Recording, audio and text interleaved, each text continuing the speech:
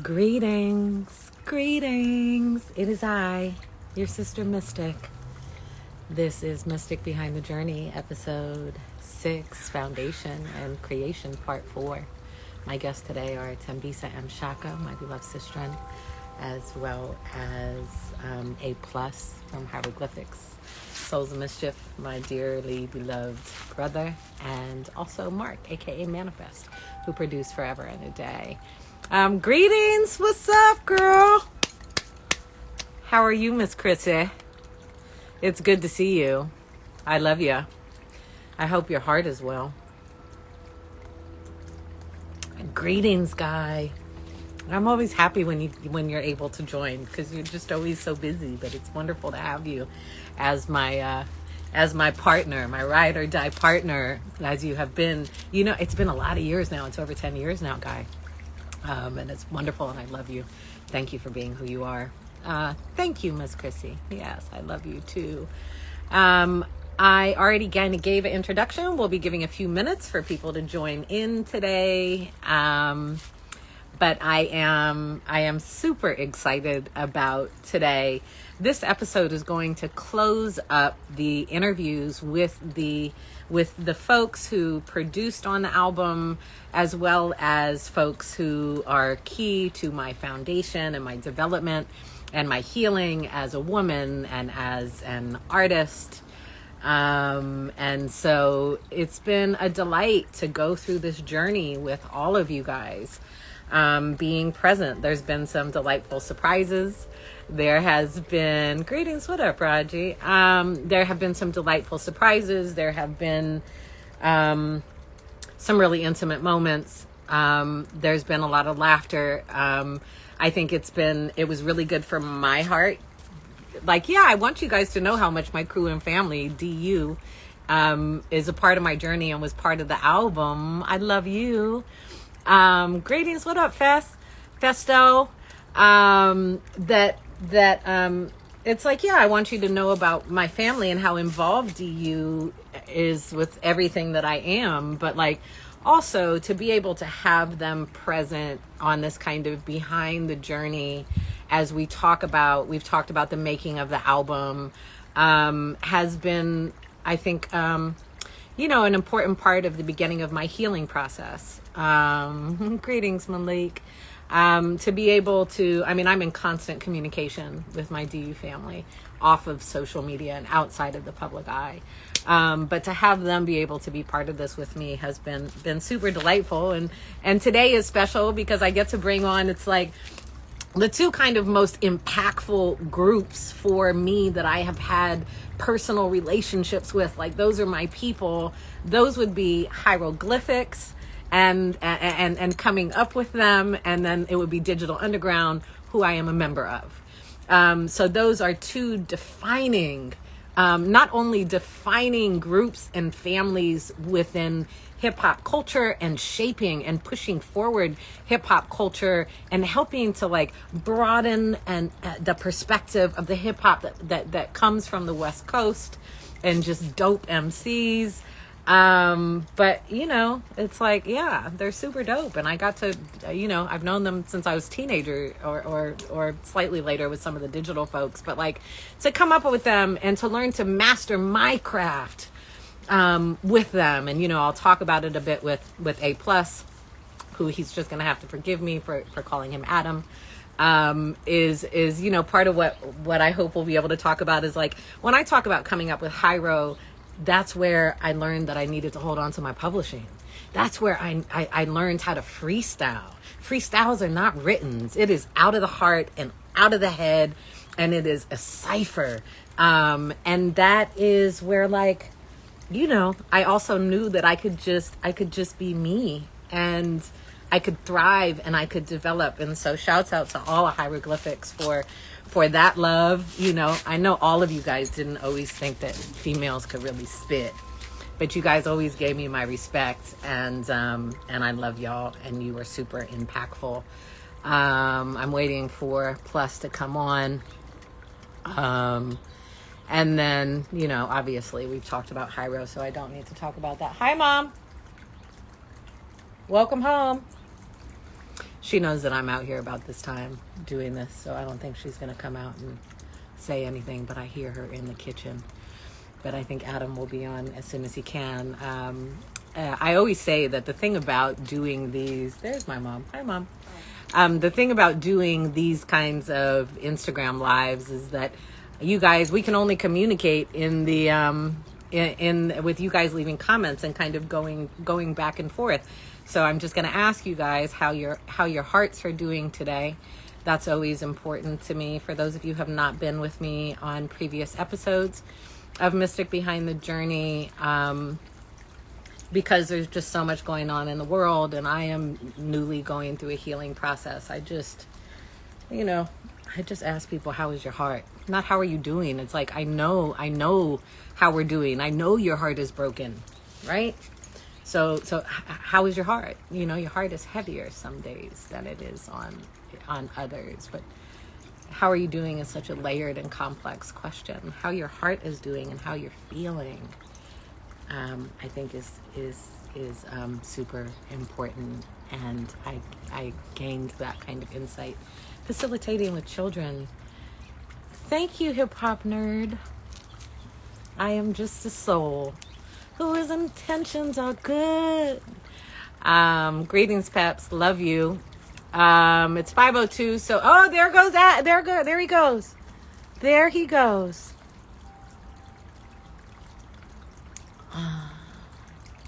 There we go. Do an invite, my brother. Everybody, greetings and welcome to Mystic Behind the Journey, episode 6. A+ is about to come on. Episode 6 is Foundation and Creation, part 4. And look who is here. What's up, sister? How you? I'm good, my brother. How are you doing? I can't complain more than anybody else. Good to be here. Yeah, I hear you. I like your glasses. I love your glasses. Well, thank you so much, Yeah. And I figure you got to be like, when I saw that you were doing a show with Bones folks, I was like, oh my God, we used to sit in the house and he would play Crazy Bone over. He knew all the lyrics, had to memorize, could spit it. I know this is great, and he's going to be in a good place. So I just want to welcome you today. I want to start off by saying thank you for being here and just saying I love you. And also, I am going to do a short introduction, but I ask everybody to introduce themselves. And so my first guest, ladies and gentlemen, is A+ from the mighty Hieroglyphics, Souls of Mischief. But he is also just my brother, and we will talk about how far we go back. But he's a spiritual person who I have been able to not just develop with as an artist and as an MC, but also as just like a human spirit having this lived experience in this lifetime. So I just want to welcome you and ask you to please introduce yourself for the people. Thank you so much, my sister. I love you so much. To the people out there, I'm A+ from Hieroglyphics Souls of Mischief crew out in Oakland. I'm a MC, producer, father, all kind of other stuff. I've known Mystic for forever and a day. No pun intended. We go way back, as she said. We'll get into it. But what's up to y'all? I'm extremely honored to be here with you today, my sister. I love you so much. And I'm glad to be here with you. Oh my God, welcome. I'm like in amazement, and I put you, this is the last episode where I'm talking with the producer who is involved in the album, and to have you in this spot, in this space is so special to me. And I think that people have been waiting for it. But so I wanted to kind of jump into, if you wanna start the story of how far we go back. You could start it. It's okay. I'm happy to start it, but you could start it too. No, you could start it. I'm sure your faculties are probably better than mine, but like no. Okay, so wait. If there's anything that like I may remember that you're not putting in, I'll put in that or Yeah, but yeah, Oh why don't you crap. go ahead and start, sister? Well, I think I think the place to start is that we were literally seeing each other before we ever knew each other. Living on Oakland Avenue, my mother, we're teenagers, so I live with my mother in our apartment on Oakland Avenue, and you live with your mother across on the other side of the street of Oakland Avenue. So Back. we would see each other. I'm not sure how we actually came to talk to each other because it just feels like forever. But I know Yeah, that we go back to before we ever knew each other.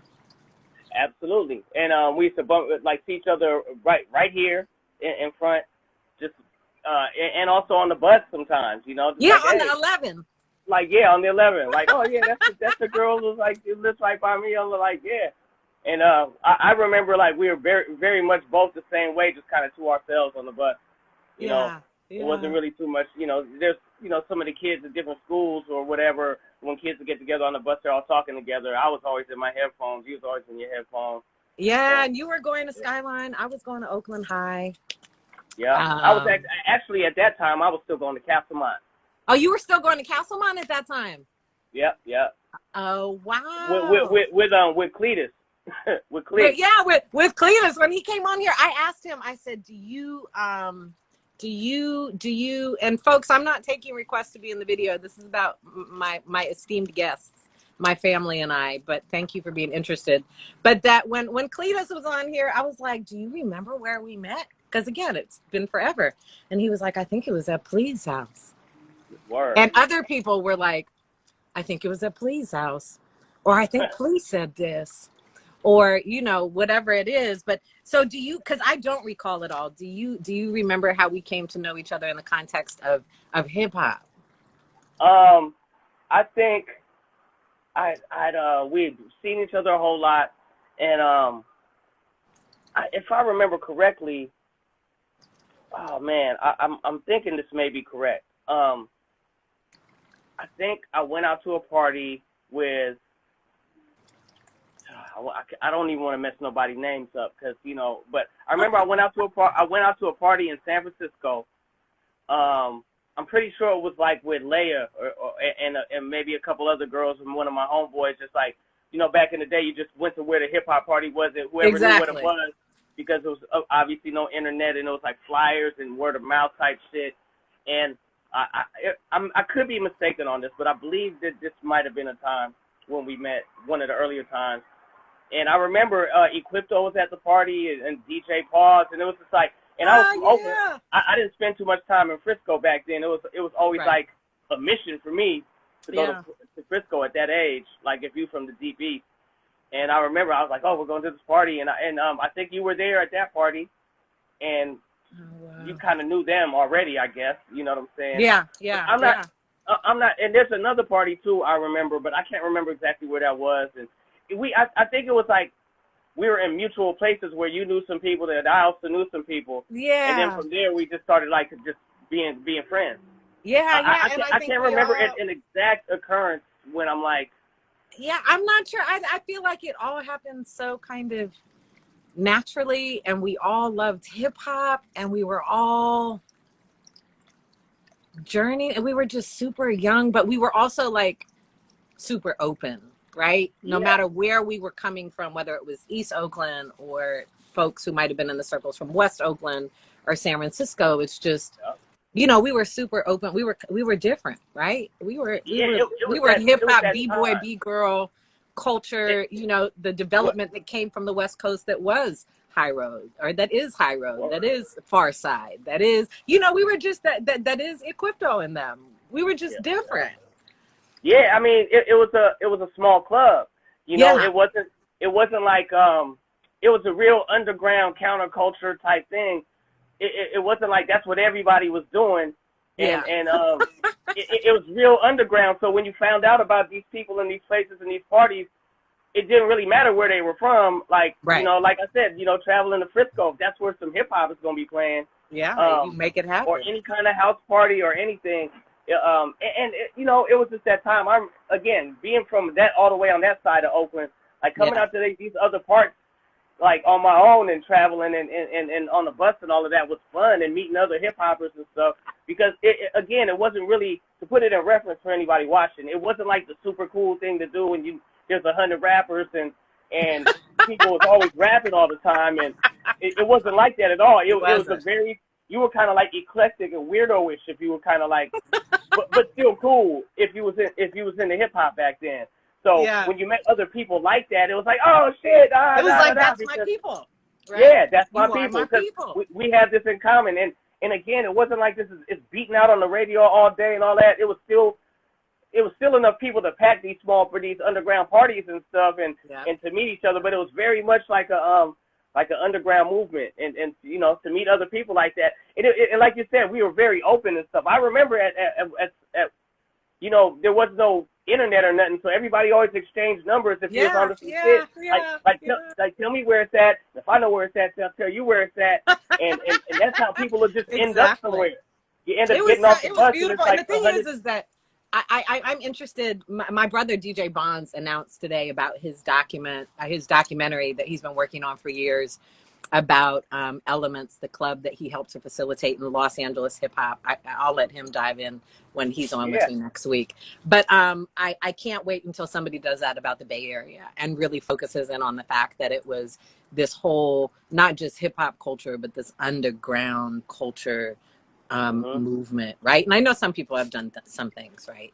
But I mean, just on the broader scene. Ain't nobody talked to me about it. That's what I'm really that's what I'm saying. If they have done it, they need to conduct some more interviews, because we was right there. We was out there. I know. So I can't keep you over. So I'm going to try to dive in.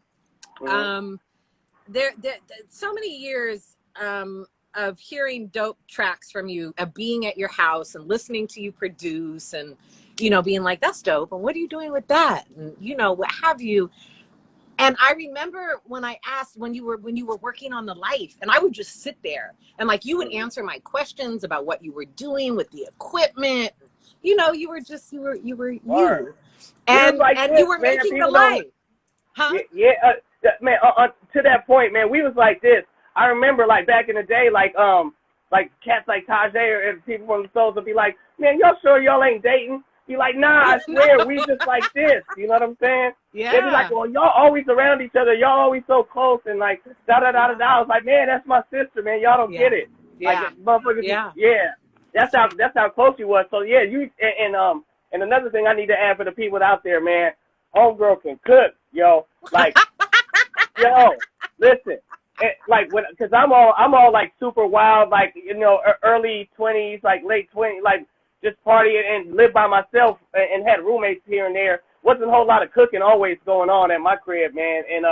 And so I could say for sure, like, you definitely made sure that motherfuckers was healthy, man. I was healthy for sure. I was eating my vegetables. I was eating my you know, my protein. Like, I swear to goodness. Them big salads.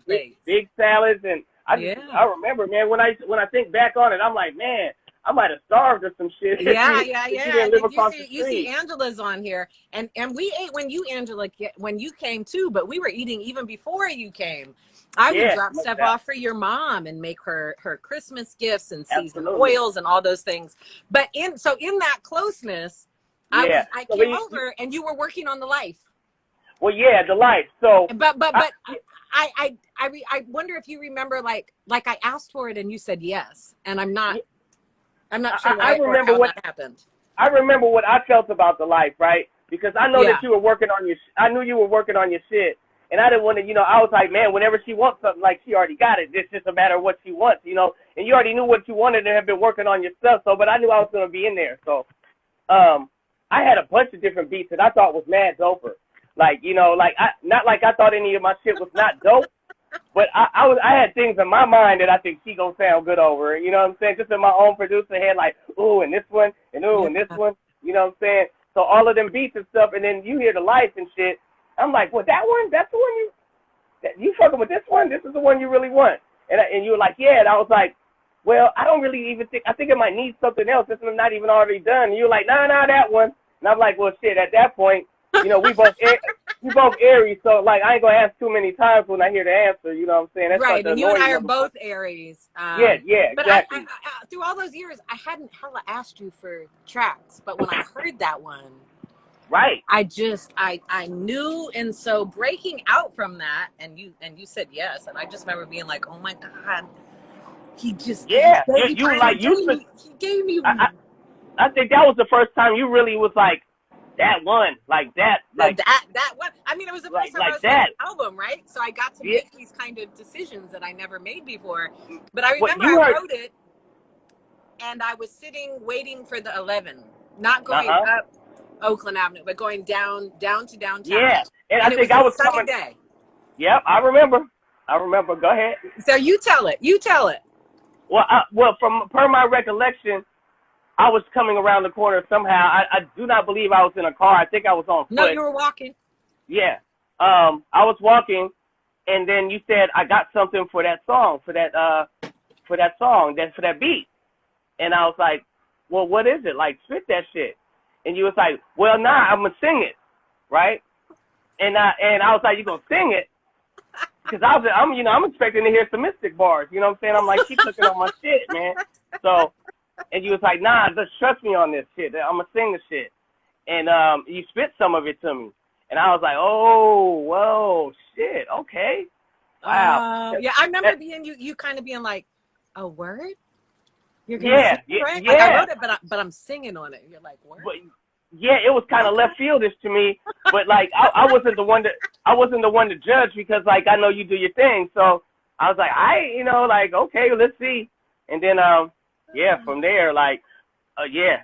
I mean, That's you such a murdered part that. of a tradition, though, is that something. And if there's any producers who are listening who are like, I would love to work with Mystic, is like, if you produce something and expect me to rhyme on it, I may not. If you produce something and you expect me to sing on it, I may not.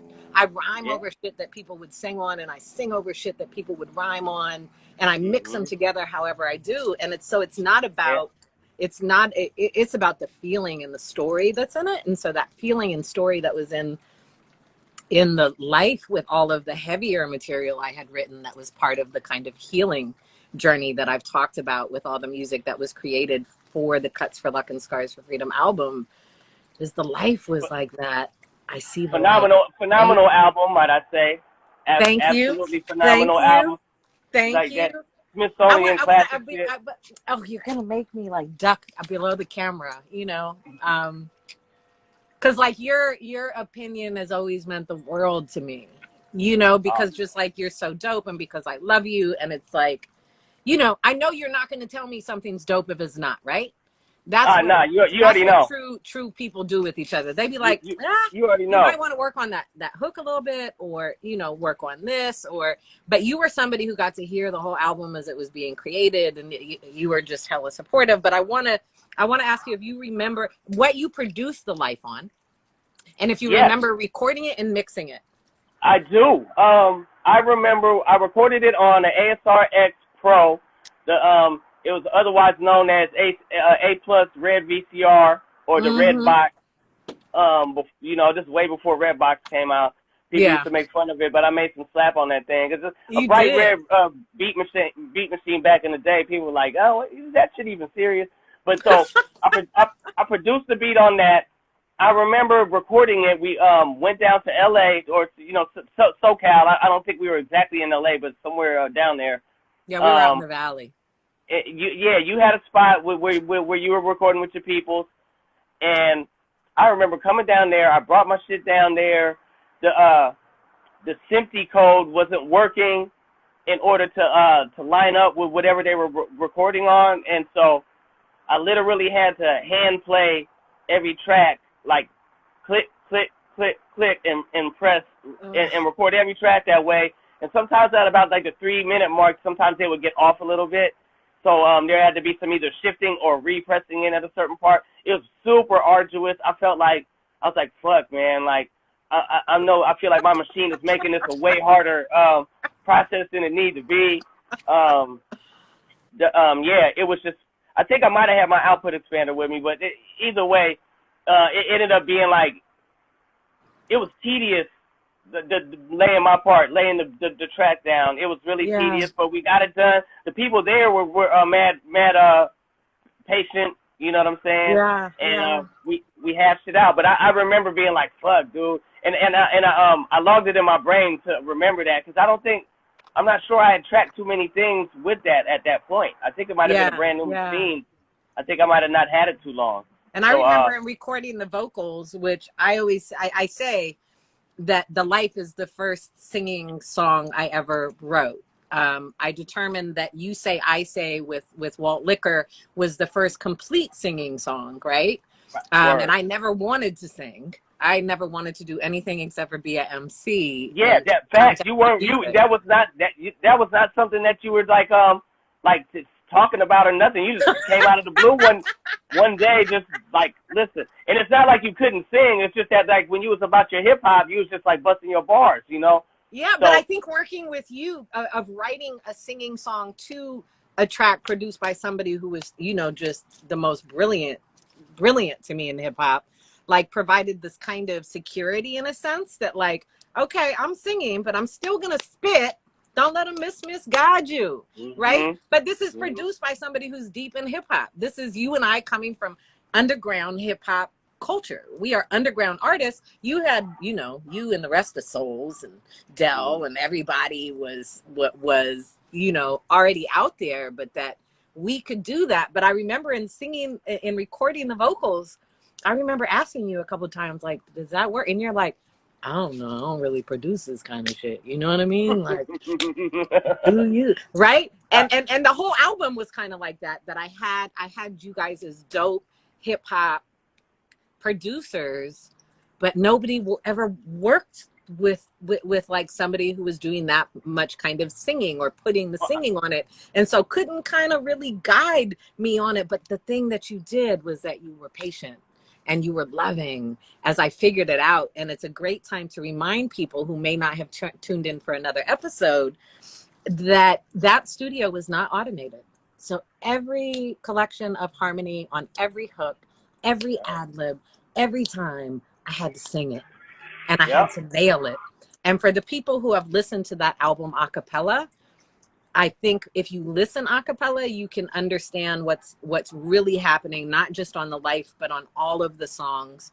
Absolutely. And the detail and intention that was put into them, which I'll have an announcement about a cappellas, I don't know, maybe next week. Oh, yeah. So that's I there. That. I want to, I'm like, oh my goodness, the clock is running down and Thembisa is here and I don't want to rush. Thembisa, what's up? Hey, family. But I gotta ask you too, like, what did you think was going to happen with the song? Did you have any idea that what happened with The Life was going to happen with The Life? Or what happened with the album was going to happen with the album? Like, well, I just knew that the album was dope, but I knew it was dope. But I'm fresh in the industry at that point too, and I'm like, this shit is weird as fuck. This industry is weird as hell, pardon my language. And so, you know, a lot of what I thought coming into the game about like what would do what and how things would be taken, I kind of like threw out the door. It was learning new shit by the time I came in the industry. And not only just that, but at the time where we both entered into the industry, it was like doing like a really huge, like, morph and change and growth and expansion artistically and on the business side and just in the world in general. But it was a very pivotal and poignant moment for hip hop in its growing awareness of itself. Yeah, and so, and I don't think we felt confined by any boundaries because we weren't really following any molds, right? We had dope people that we looked up to as hip hop developed, but we were literally creating it. Absolutely, I couldn't have said it better. It's like we were creating based off of the on the shoulders of everybody that came before, but it everything that everyone was doing was brand new. I mean, everybody, that was of the artistic folk, Absolutely. And just in our way of doing it, it's not that I was the first artist to rhyme and sing at all, right? I always give my respect to, particularly to Queen Latifah, you know what I mean, who was doing dope stuff. But with the out of BDP, there was lots of singing kind of fusion rhyming that was going on. And I was a huge fan of that. So I have a couple more questions. Bear with me. Okay, yeah. And I'm sorry to rush. We should do this. No. I know how it is. somebody said, you know, can we get Sugar Coated said, can we get A Plus and Mystic new album? I think that would be brilliant. And that would be beautiful to do, especially where we both are in our lives and our healing. I think so as well. You know, I'm 100% advocate for that. I just got some chicken skin a little bit. I mean, let's do it. But I wanted to ask you about songs that carry messages that feel good, right? I'm not saying the life is like 93 till infinity, but I'm saying that you have played a part in producing songs and creating songs that are talking about who we are as people, that are talking about culture, that are talking about our communities, and are uplifting and are loving and beautiful. And so I just wanted to ask you what your thoughts are about making those kinds of records. Well, I don't know. I mean, I think personally, I think I've just been blessed to be able to work with those people that were able to see that, to express that on whatever music I made, or to get that feeling to write what they wrote. And, you know, I can't, you know, I make music all the time, and a lot of music, and not every song is The Life or 93 Till or Soweto or you know, but I really just think it's like whatever happens with the artist and that person and that physical magical music, whatever comes to that, I'm just blessed to be in the place where that artist felt that way, and that energy exchange could happen to make something immortal that could affect so many people in that way. I'm just humbled by it all. I don't really, you know, I wish I knew how to do it. I would do it every time, you know. But we both know it can be done. Well, yeah, absolutely. I mean, music is passion work for me, and I know it is for you as well. So I always put passion into my music when I make it. So when something like that happens, you know, when the stars align, you know, however that may be expressed, I'm just glad I've been able to be there and make the kind of music to where it can happen, and happen more and continue to happen. Because you know, music. I'm so grateful you do. You know, and I feel so humbled to have been, like, I'm humbled to know you and love you. And love you, sister. And in addition to that, I am humbled to have been able to grow beside you, to learn from you, to develop beside you, and then to move into a place of being able to collaborate with you on music. And whoever thought that we could talk about people who are incarcerated, and we could talk about women and welfare lines, and we could talk about having peace on our blocks and not shooting anybody, and that I could literally say things like fuck politicians, right? Whoever thought that you could say things like this but make it feel so good? Yeah, I mean, that it would end up all over the radio, right? That's crazy. The Life, I mean, first of all, I mean, thank you. That's a beautiful, strong, powerful song. To your point, it's one of my favorite songs I've ever been involved with. To your point, also in a Miller's Light commercial for March Madness, that song, The Life, you know, and you speak on this. Do you remember this? Do you want to tell the story? Do you remember the story of how we agreed to do it?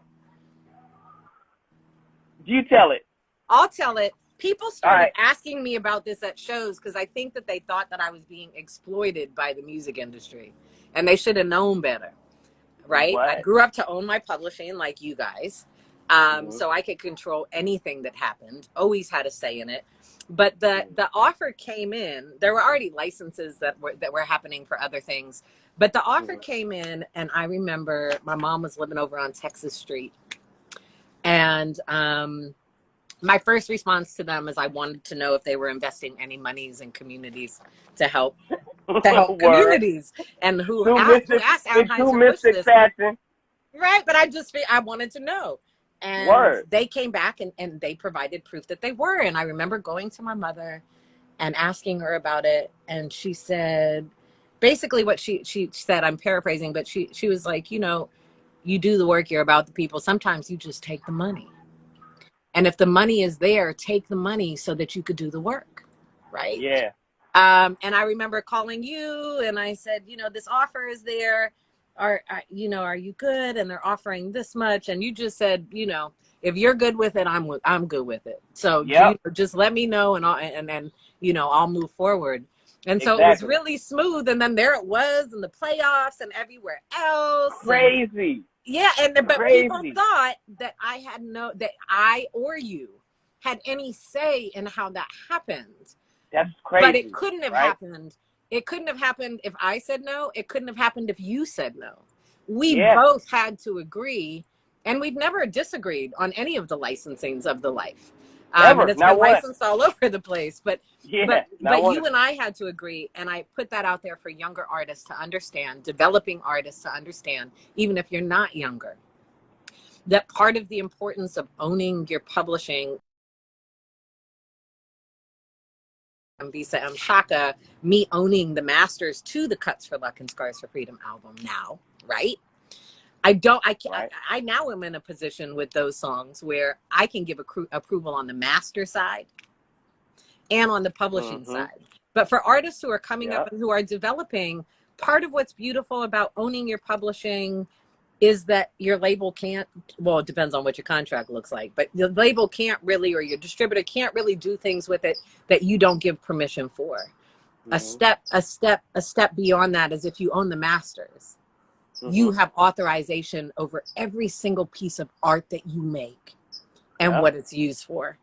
And, like I said earlier, I wanted to grow up and be y'all, because the fact that you guys got your publishing from Jive Zamba, right? That was radical at the time.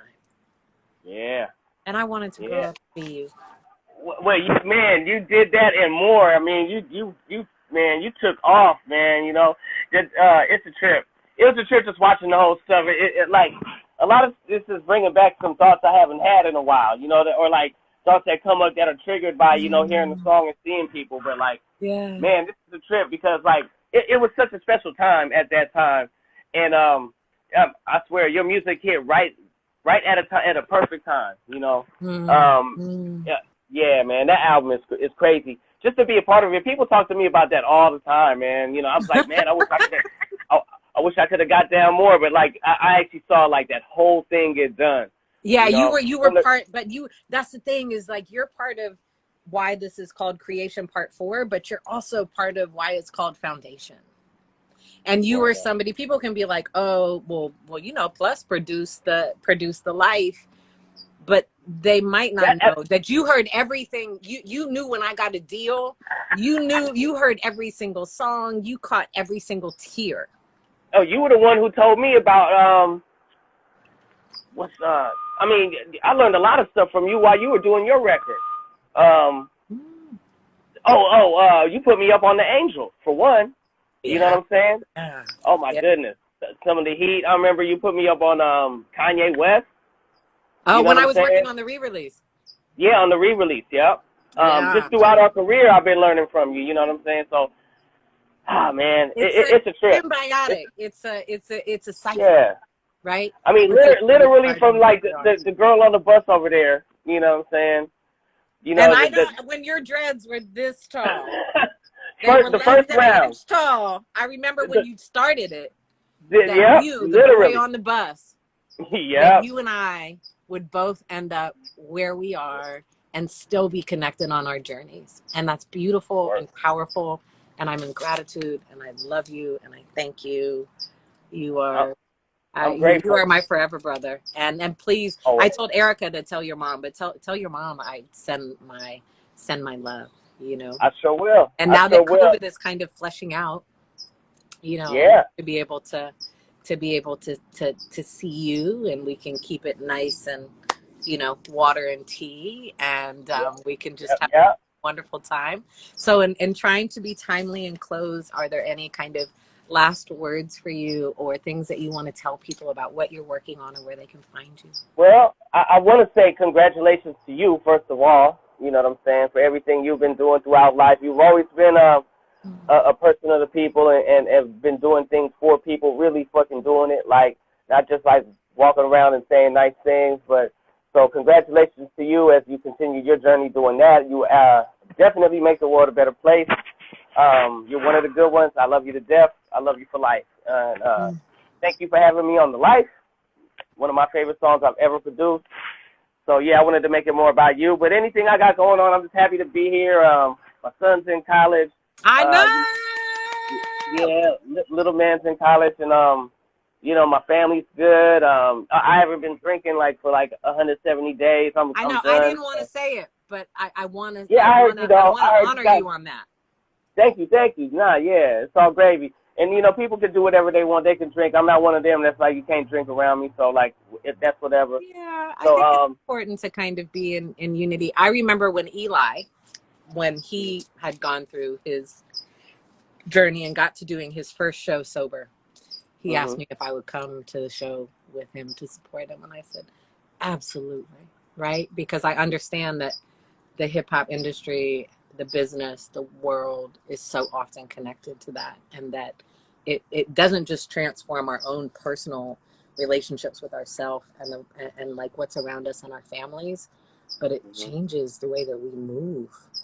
So I think man, I'm chilling. Day by day, Yeah, no doubt. I haven't been happier. You know what I'm saying? Even in the midst of all the COVID's going down, it's once a man fights a child with me, man. I'm just out here enjoying life. I'm thankful for all that's good in my life, and thankful for all challenges that come my way to help me grow, and just chilling. Good. Well, I'm thankful for you, and I love you. I love you too, Mystic. Love you so much, sis. All right, I love you. Thank you for being on. I'm gonna find Thembisa and bring her on up. I love you, brother. Love you. If you stay here, you can say Thembisa yourself when she comes on. Okay. And then I'll move over to her. No doubt, you got it. Thembisa, I have sent you an invitation, a request. Oh, there she is. Hey, Pleasy. What's up, Thembisa? How you doing, please? Good. Oh my God, my Oakland family. What's up?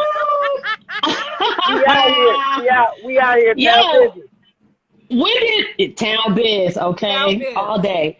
I'm gonna get all the way in Brooklyn. It's still Town Biz. You see, I got my Mills College shirt on. It's always Yay area wherever I am. I see you. Yeah. I believe y'all. When did Instagram start doing trios of lives? I can even have 3 people up here. But I try to keep it simple and do one interview at a time. Yeah. Plus, I am so happy I can talk to you and tell you that I love you and just say thank you for creating this record with Mystic. It was just amazing. Oh, and he dipped off. But thank you. And so I need to do a little refresh here. This is Mystic Behind the Journey, episode 6, Foundation and Creation, part 4. A massive reason that the part of the title is Foundation is because of my next amazing guest, Thembisa Mshaka. Now, often, you guys know who have been following along on this, that I ask everybody, I give them a little introduction and ask people to introduce themselves. In this case, I really want to do that because I feel like forever, going back to when Thembisa and I started, that there have always been women who are in the music business and who are in hip hop, but are so often we don't get to tell our own stories. So I would like to say this is Thembisa Mshaka. She was my first publicist, my first manager. She is my beloved sister, and we continue to be connected to this day in every aspect of who I am as an artist, as a woman, as a scholar. You are part of all of that, and I love you. So please introduce yourself. Oh, I love you too. It's been a beautiful, beautiful ride. 30 years now, maybe? I think we are there. I think we are. We might be even more than that. I just know I wasn't 21 yet. And I think I might be like 19 or yeah, it'll be 30 years in the business for me in 2022. So, yeah. I mean, I was doing a little stuff, beforehand, like writing and really being an activist in school. And so there was an industry component to that because of the hip hop panels that we did at Mills where you performed. Yeah.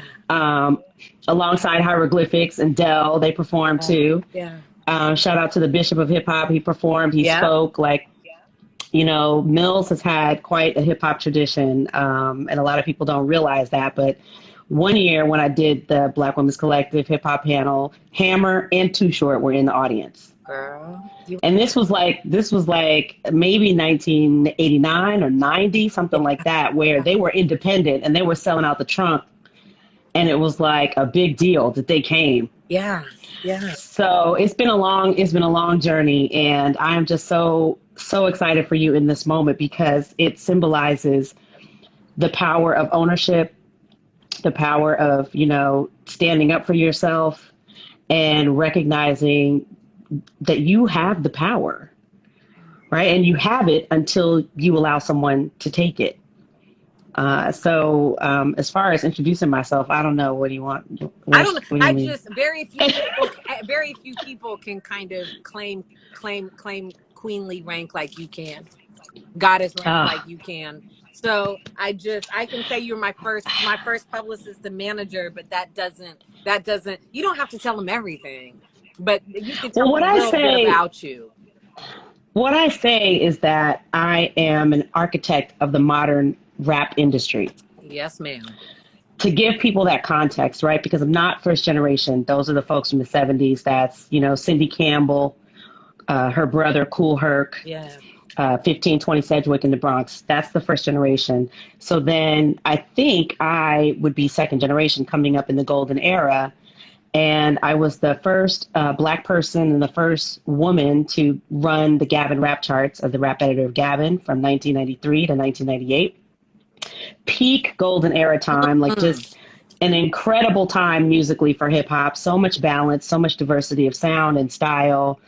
And then produced the Gavin Seminar during those years for the hip hop format specifically. And then I went on to Sony Music, where I was the senior advertising copywriter, and I wrote over 100 campaigns in Black music from 1998 until 2004. My first campaign for Sony Music was Miseducation of Lauryn Hill.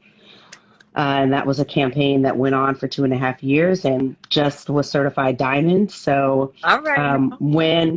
when people ask, well, what does that mean? So I wrote all the TV spots, the radio spots, the little stickers on the vinyl, on the white labels, on the packaging. I wrote the print advertising. I wrote the billboards that you would see. And these were global campaigns. The things that I would write would end up in their respective territories, languages all over the world. So I got a chance to be the campaign writer for Lauren, for Nas, for Will Smith, for Wu-Tang Clan, for Ghostface Killah, for Raekwon, Cameron, 50 Cent. I did 50's first album. Oh, we going into R&B too? We going into R&B? Is that what we doing since you be singing and rapping? Okay. So if you want me to go to the R&B side, okay, sure. So that means Destiny's Child. That means Beyonce, Kelly Rowland, gospel. Shout out to Michelle Williams. That also means Jill Scott. That also means Maxwell. All of my artists, just amazing, incredible, great humans. Because as a Black woman, you have not only excelled, right? You have always also wanted to include other women. So I want to go back a little bit. I don't remember how you became my publicist.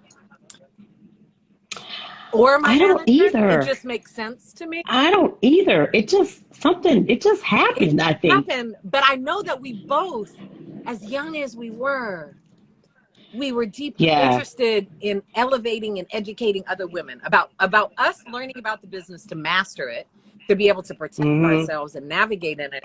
But also we wanted to create this entire program for women in the music industry. Yes. And you know what? Billy Jam posted a newspaper article where we were asking for women to join us as members. I can't even remember the name of the group, but he posted that as a throwback. With but W, like women. W something. Yeah. It was rap. I think it was women. WRAP maybe? I don't know. Anyway, I got to go back and look. But we have been trying to bring women together in hip hop since the beginning, mainly because the men weren't really telling us everything there was to know. They weren't telling us everything there was to know.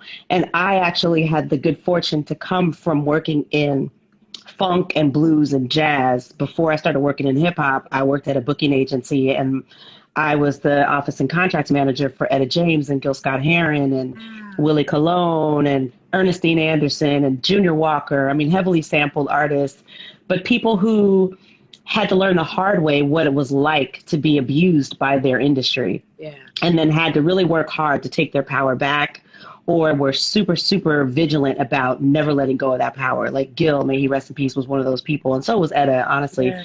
Just people who were like, you know, it's my way or the highway, because I've seen what happens to my contemporaries when, you know, they lose sight of what is about to happen to their projects or to their songs. So, and I want to stop. I brought a lot of that knowledge to working with you, because in the blues and jazz world, they weren't harboring that knowledge. And I was literally a teenager working in that office, but I was getting all the game from my older Jewish boss, from my older Latino boss. They were telling me the game because they trusted me to deal with their artists. So I needed to know everything. Yeah. And you and I started working together when you were there. So I know that in my mind. We were teenagers. We had to have been 19, 20. And she does, you know, and I'm like, and she's amazing.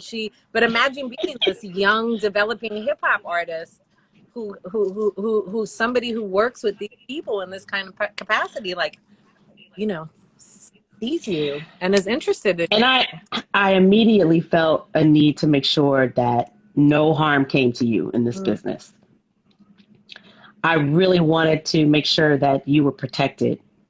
And, you know, that looked 100 different ways, like, you know, us showing up to the venue together, me staying through sound check, you know, me not just letting anybody come up and start talking to you. Like, okay, if this is a media opportunity, well, then let's call it what it is. And let's make sure we know what's happening and what you're going to be asking and what are you going to tell them, you know, like giving you that media coaching and helping you be okay with telling people no.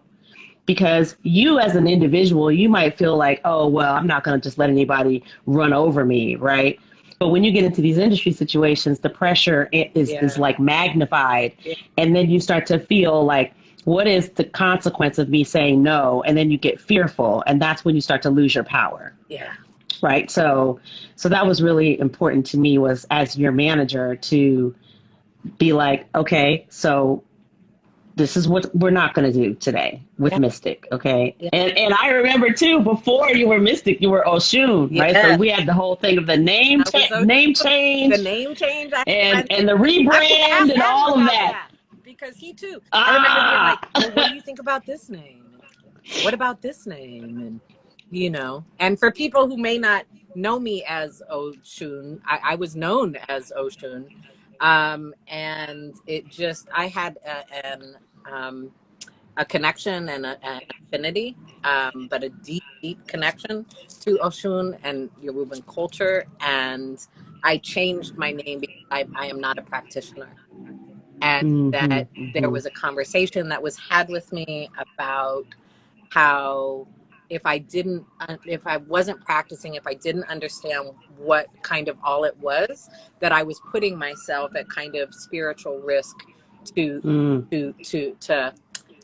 the interference and influence from negative spirit. The energy. Yeah. Right. Yeah. So, and powerful. When it was broken down to me, I just thought, yeah, that makes all the sense in the world. I don't want to, right. I felt a deep connection, but I wasn't wanting to disrespect anyone or make myself vulnerable, because I believe in that kind of vulnerability, right? Right. So yeah, we changed the name. Let me go. I try to be prepared. Here we go. And let me just say that for the young artists or for people who are listening, that, you know, there's something powerful about, you know, name changes when they're strategic. And when they align with, you know, what your overall mission is as an artist. I mean, you know, yours is a great example, but I think about her. You know, she was performing under her government name as Gabby Wilson for a long time. Yeah. And that just was not working. Yeah. Not really in the way that she wanted it to. And, you know, she decided to make a name change and then sort of, you know, add that level of mystery to her persona. Yeah. I mean, we're seeing more of her face now. She's not wearing her glasses as often, and sometimes they're see-through glasses. But, she took control of her image, right, and her brand by changing her name. I thought that was a brilliant move by her, though. I remember a Good Vibe when we were setting up the Cuts for Luck and Scars for Freedom album, when we were talking about the marketing we were doing, I wanted to start with a blank black page. And that slowly the reveal was going to be to who I am, but that who I am aesthetically, I wasn't interested in that being the lead on Right. on how people would be introduced to me, and or what they perceived was going to be coming to me. And I also didn't want to think that, like, just because I am a woman and I love being a woman, it doesn't mean that I can't spit. Like, don't ever get it twisted. Right. But right. Or that I'm leading with my looks because I don't think like I need it as a crutch or something. Right. No. Yeah, it doesn't work that way. And so this can feed into a question that I have. Like, you literally are the person who has had the longest participation or speak with me in my life as an artist. And so I wanted to, Wow. Yeah. So I wanted to talk with you or ask you how you think I've grown and developed in those areas, and to also ask you, like, what is the kind of journey, what is it to be part of somebody's journey for so long? Like, what is that?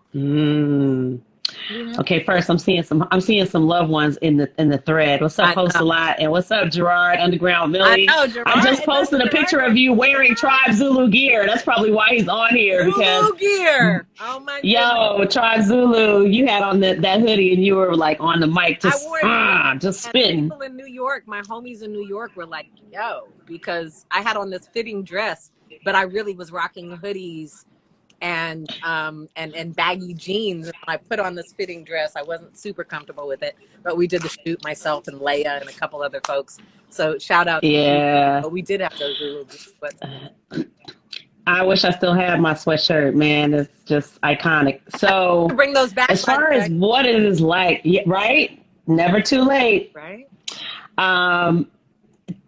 I've had the real fortune to have been involved with artists for a long tail, for a long chunk of their careers. Yeah. And what I can see with you is that you did not allow your connection to the industry or the level of visibility or fame that you attained define you as an artist in terms of like how you should move and what choices you should make. And you talked before about the Miller Lite commercial.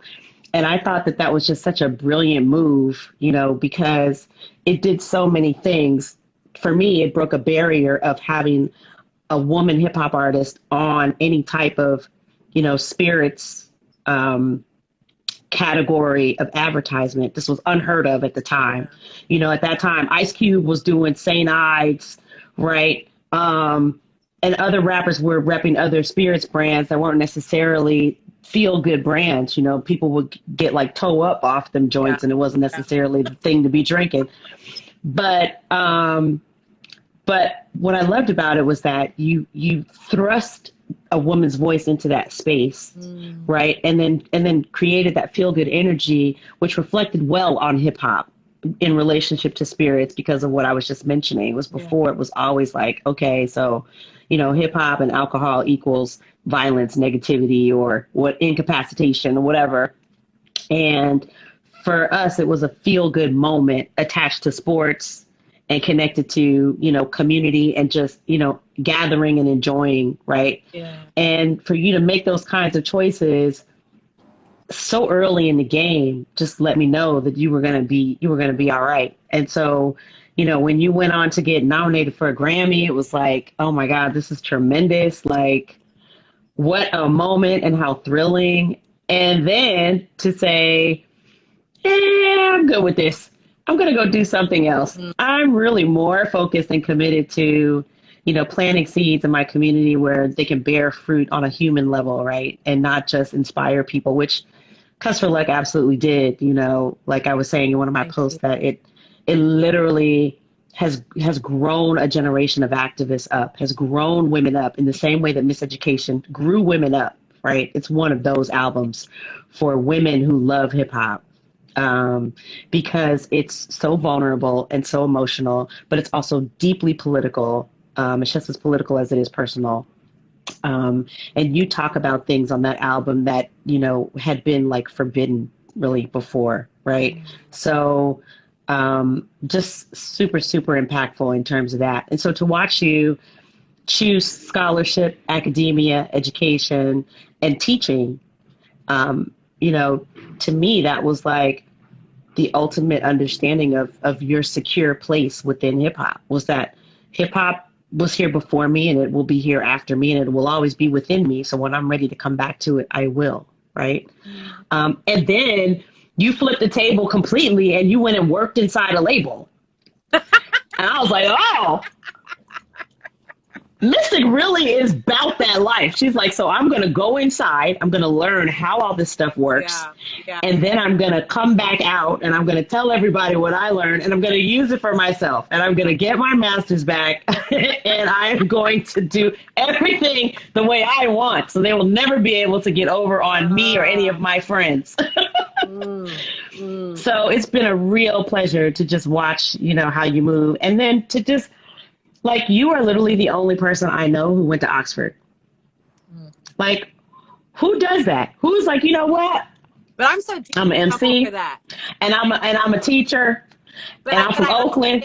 But I'm about to be at Oxford. Like what? I'm about to go get this degree from Oxford real quick. I'll be right back. Because it's like, I didn't know, right? It's like when I got the Jack Cook scholarship to go to Cal and transfer from community college, and then got the Oxford scholarship and the graduate scholarship, that, you know, it's like super inspiring for that. But you were about to make me cry. I didn't realize that, like, I always felt my community is always with me, right? When I'm in school and in my research and what I'm doing. I may look like I'm here alone, but I am not. I'm here with my community. I'm here with my ancestors. I'm here with everybody. But I didn't realize with Oxford that I would have, you know, Black women in their 90s, or have you. They'd be like, well, I heard about people going, baby, but I ain't never known. I ain't never known nobody who went. Right. And to understand that there is this power, and if it's facilitating in San Quentin, or it's facilitating with elementary school children, to have the power to say, look, I would love to share some things with you about my journey and about what I learned about building your support system and holding on to who you are, but that I'm not telling you this because I heard this. I'm telling you because I did it. I'm telling you because I experienced trauma. I had to find healing. I dropped out of high school, and then this is what I explored, and these are the decisions that I made, and you can actually do this. And I'm not telling you because I read it somewhere. I'm telling you because I've done it. And I'm not telling you to hype you up, right? I'm telling you because it's real. It's you go. I am living proof. Yeah, and the whole, to me, or not the whole point, right? Because the knowledge is a huge piece, but it's the component of bringing that knowledge back into our community. Not saying, look, I have to go to Oxford, so let me be your leader, right? No, it's like, I went and I pursued this knowledge. I'm going to bring it back here, and please let me know, how can I be of service? Yeah, and there's something else to that, right? That goes both ways. You bring all of your experiences and your background into halls of power in academia with your ways of thinking that are completely foreign to them, and you change the canon, you change the literal content of what is contained within those halls when you put your white papers in, when you publish, when you do your dissertation, when you do your theses. Now that thinking is part of the academy, and it creates a pebble, a paving stone for people like us who want to go down that path in academia to be able to walk on. When I was an undergraduate, I was studying international relations. I wanted to be a diplomat. I wanted to work at the UN, like all of that, right? But then I ended up getting an internship at the booking agency, and here we are. So, but my professor could not fully evaluate my thesis because it was on cultural genocide of African Americans in the Reagan-Bush era. Ooh, yeah. This is 1992. Yeah. Okay. He could not fully evaluate my thinking and my thesis and my analysis. Yeah. And so he said, you know what? I would give you an A plus, but I don't know enough about it to be able to tell you if it's A plus work. So I have to give you an A minus. What kind of, really? Which is that? You know, my mother at Santa Cruz wrote her thesis on Black farmers. Refused to evaluate hers at all. I have the physical copy of it. I think it's brilliant. That's crazy. But the fact that the Academy does that, I feel like part of the way that I walked into those halls of power, which people were really kind of, I think, thrown off a little bit, but in a good sense, was I was like, look, I am not here to excel here. I mean, I'm not here to be a PhD. I'm not here to create theory that doesn't have anything to do with our community. I am here to be of service to children around the world. And so if I right, this is a means to an end. I'm not trying to kick it. Yeah, but if I did that without being here, I wouldn't be here. So I really came here for knowledge, and I really came here to like understand deeply. So please knowledge me, bless me, challenge me, guide me, push me, right, build me up, you know, so that I can be of service. And again, to be able to go through that with you, not just the music stuff, and then to circle back around for Cuts for Luck and Scars for Freedom for the 20th anniversary. You know, I'm like, this is so a good, beautiful thing. And so I gotta ask you, like, what did you think was gonna happen with the album? And you asked me, I won't say in what context, but you asked me, so I'm gonna ask you, what do you think it means 20 years later? What did I think was going to happen with the album? Well, I already knew that you were a confident performer, and that you had artist development, not just from me, but from other people who were pouring into you as artists. Shout out to Digital Underground and Rest in Power, Shock G. But just that I knew that you would be able to handle whatever success the album experienced. And I also knew that it would be successful. Like, I knew that The Life was going to blow up. Like, it was a hit record. There was no doubt about that. So I knew that song was going to do well. And at that time, it was an album-driven market. Yeah. So a single really got people to come to the album and buy the album, whereas now it's a singles-driven market. So I knew that the record would do well. I did not think that the Grammy nomination would be a thing. I just was like, yo, it's going to come out. It's going to sell well. It's going to do well. And then the other thing that I knew was going to happen was that you were going to become a media darling, which you did. Like, you ended up, on covers and, doing fashion spreads, and you were very hesitant. You were like, I don't know about these photo shoots, and they're trying to put makeup on me and have me in these bright colors. And I don't know, T, I don't know. I'm like, you know what? You need to just work it out. Okay. Just jump through the window and do it, because you're going to inspire someone, when they open up those pages, and it's a way of marking your place that you were here in this time. Right.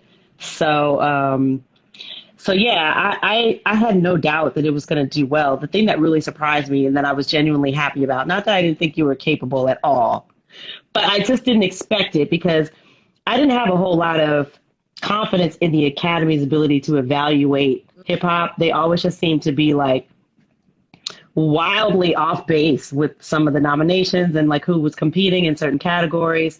And then this rap song collaboration was a fairly new category. So to see them get that right felt good. And I was like, oh, okay.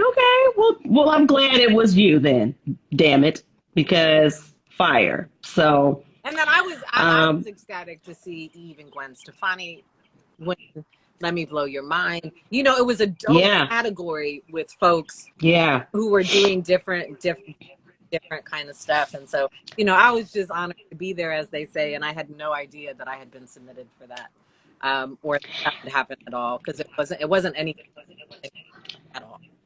Yeah, I mean, the fact that Good Vibe and the label believed in it enough to put it up for consideration is a testament to who you were for your own team. So Yeah, and just in terms of what 20 years. it's going to do now for 20, like, I just feel like the music discovery is going to open up so much for you and for people who know you through social and who know you through the community and know you through your service and your activism. It's going to be similar in my mind to what happened with Blended on Reality by the Fugees. After The Score sold 20 million records, everybody went back to Blended to hear what they missed. Yeah. And in the end, Blended on Reality ended up going gold just from people going back to it, even though The Score was really sort of their juggernaut project, right? So people are going to come back to this, and it's going to open up a lot, I think, for people who know you through all of the seeds that you've planted, across all these different disciplines, in terms of your work with the incarcerated, in terms of your work for social justice, in terms of your work for young people and within education. They're going to be able to go back and have a fresh context for, why they know you as the activist and the scholar that you've become. So I'm just looking forward to seeing everyone's, reactions and responses, and just seeing people enjoy it. Thank you. It's just a great record. So much. And I have to make sure, even though we've got about 7 more minutes, I have to make sure that I just say thank you and I love you. That they're not like, I wouldn't be here. I wouldn't be who I am, and across the multi kind of plicity of who I am, right? And the different layers. But I wouldn't be that person without you. And to be able to love a Black woman and be loved by a Black woman, where we can dedicate ourselves to uplifting each other and uplifting other women. It's such an honor. And like, we don't know when we're young and we're just doing it, right? But we have a kind of core sense of who we are. But we don't know, but it's like, here we are, and you and I are on here, and we're on IG Live, and I'm trying to keep it together. I mean, we thought a lot of things, but then I never quite thought that all the things that happened would happen, and so I'm just like, I'm in gratitude that we get to be here together, and I love you. I love you so much, and I just I have so much pride, really, when I look upon you and all of the things that you've accomplished, and just how powerful you are. It's like you at once, you are grounded, you are healed, but you are also always levitating and soaring. Like, your vibration is just so high. And I continue to be inspired by that. So, I'm looking forward to coming back to the garden for some cooking and some grilling, you know what I'm saying? Yes, ma'am. So when I come back to the Bay, it's on, because that was one of the best meals I've had in I don't know how long, when I came home briefly and we got a chance to sit in the backyard and just catch up and just cry and laugh and just connect and catch up. And my heart for my table, my everything is always thank you. And we as Black women, I think that it's a myth that we don't support each other and that we don't love and care and genuinely care for each other. I think that those narratives of us being competitive and catty really honestly, I think should be more ascribed to men in general than to Black women. I mean, I've seen some of these battles. I mean, Jalen Rose was on Instagram apologizing for playing a dozens with somebody today. I'm like, y'all are grown. Why are y'all doing this? Like, so like we got to continue to really billboard the fact that Black women know that, we are our own first line of defense, and that we are our own first line of comfort and of reflection and recognition, and also like uplift in work, in career, in support in terms of getting the knowledge you need. I mean, that's why I wrote my book. It's got mostly Black women in it because I want Hold on. us to Book. be. What book? Tell them what book. Oh, Put Your Dreams First, Handle Your Entertainment Business, published in 2009. It's out of print, but there are some, still on Amazon, and you can still get it as an ebook, and you can get it physically too, but just don't pay more than $30 for it because it's being price gouged. But soon I will update the book. Oh, yeah. And I will re-release it. I just need to make the time. Yeah. But yeah, I firmly believe that while we we are supported and encouraged by, the men in our lives, that so much of who we are and who we and the choices that we make come from the modeling that we get from women. Like, I am a lover of women because my mother taught me to be a lover of women and not a fighter of women. Yeah. Right. So, and that is just really, that's key for me, especially in the business. So, you won't find me doing anything other than, supporting women in our industry, and particularly Black women, and certainly mentoring, younger women. So yeah. And I thank you for the work that you do in that same vein, because I know there are a lot of young artists, of all genders, but, particularly Black women, just, whatever kind of discipline they're in as artists. I know that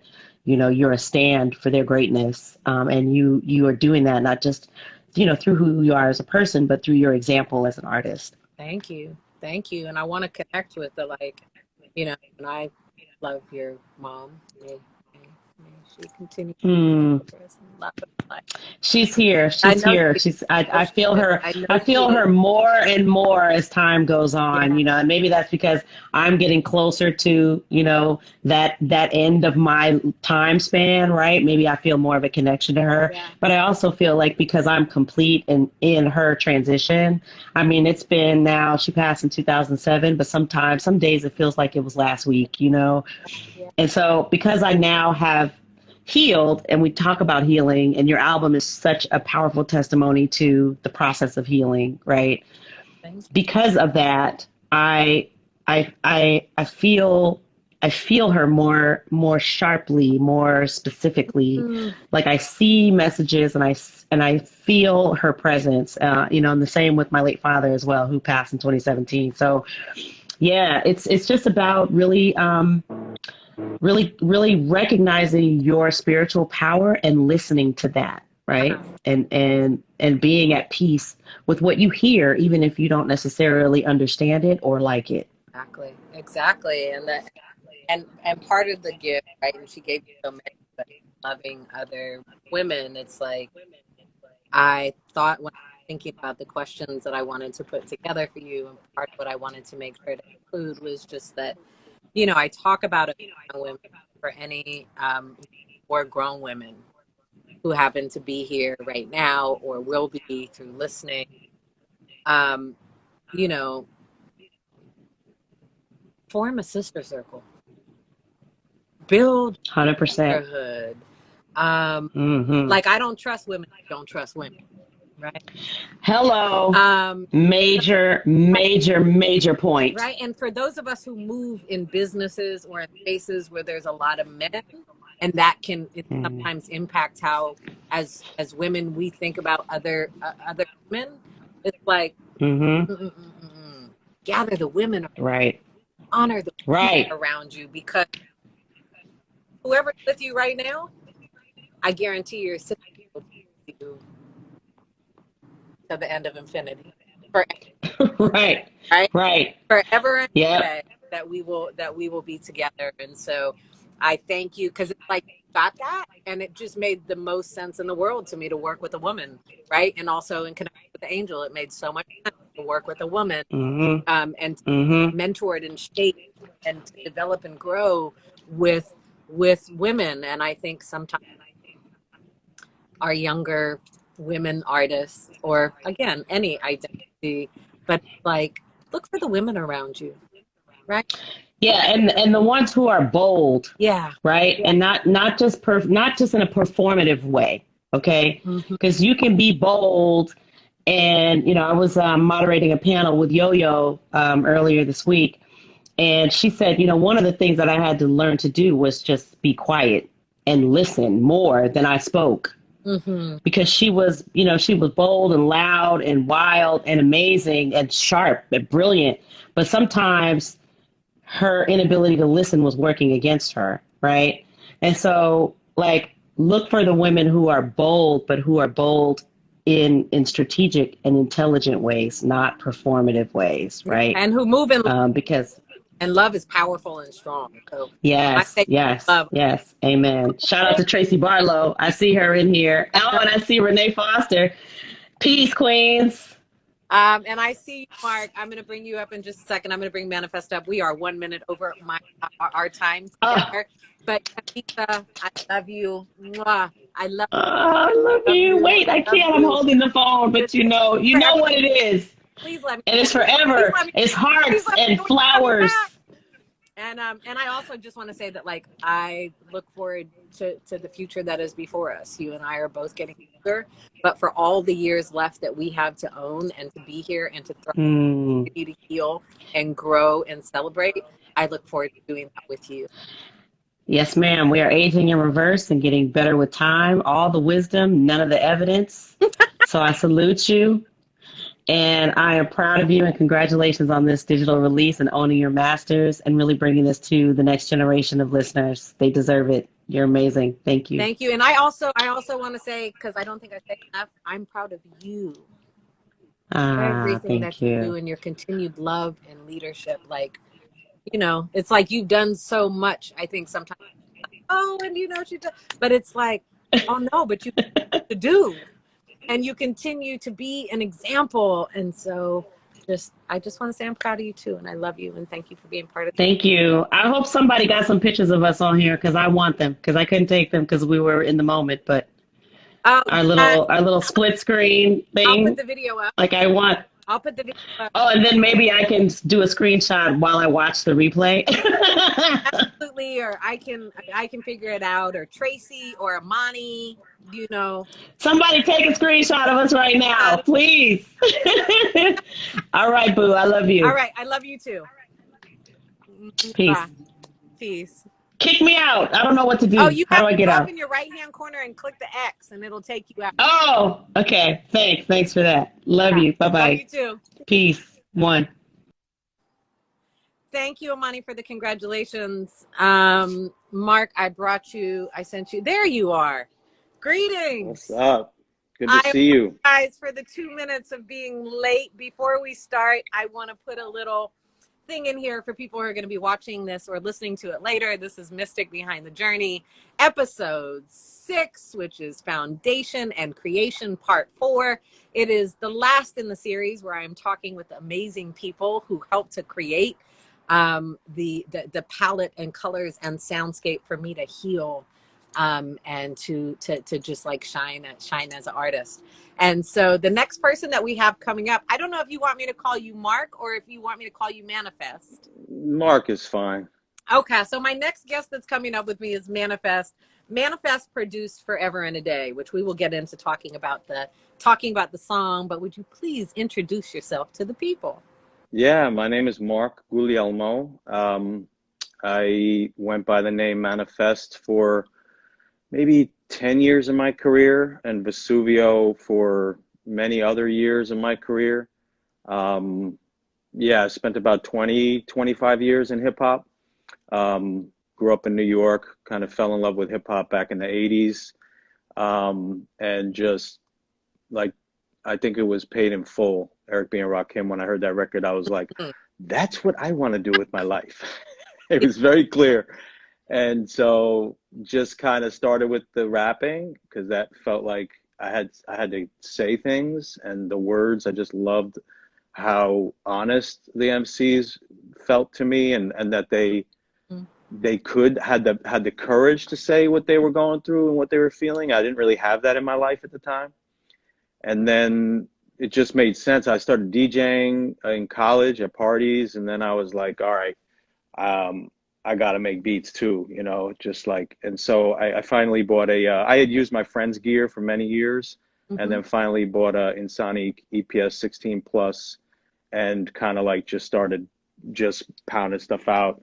I should mention that I started making demos in high school, in the mid 80s. And then when I went to college, my freshman roommate was in Deadly. Oh, And wow. so Zin and I started making beats as freshmen at Haverford College. He was making like kind of like Euro, like Depeche Mode was his thing. So it was still Yeah. programmed music, but he had a different spin to it. But then I was like playing him tons of LL and Yeah. Stetsasonic, and he quickly fell in love with hip hop. And then kind of our producer relationship was also about making demos and stuff like that. And we became a group after that, the Anonymous and Moonshine and Vertigo. So that's a little bit about my music story. Yeah, and it's a trip to like hear that connection for you and Zin. One day when we do the 10-year anniversary for the Beautiful Resistance album, I will talk with Zin, who produced on that album, and who I love. And so I want to start off and just say, thank you for being on, but just like also you helped through your creation to create a musical soundscape that for me felt like a prayer. It wasn't just the sounds, it felt like a prayer. And that it provided this space for me intentionally to honor these women, to honor Angela, to honor my god sister Leia, to honor Thembisa, to honor, Tajia, women who had been with me, Leia, my god sister, it was since we were toddlers, right? But that we've gone through all of these journeys together, and that it's not always easy, right? But to say thank you for loving me, right? And thank you for being Yeah. there, like forever and a day. So I want to thank you for, because I'm not sure that in people have been talking about I was very intentional with what I was doing with the album, but I don't know that I sat back and said, "Oh, I need to write a song for my sister," right? But that it was your music, it was what you created, it was your art that opened up that space. And so I'd like to thank you for that, but then also ask you what you remember about making that, if you made it on that same piece of equipment. Yeah, if you could just and Yeah, how of course. it got to me. Yeah, I mean, I also want to thank you because, as a producer, we make tracks that we love as instrumentals, and we like them as instrumentals, but when they become songs, when someone can take it and vocally uh, bring it to life, you were able to do that. And I had tried to do that with the Anonymous with that same instrumental. And we didn't make it a song. We made it like a demo that you don't play for anyone outside your crew. Whereas you made it a song that felt like this needs to be heard by the world. And you brought the soul that the music had. And so, I didn't know your work, and we had put out a couple of records with Good Vibe.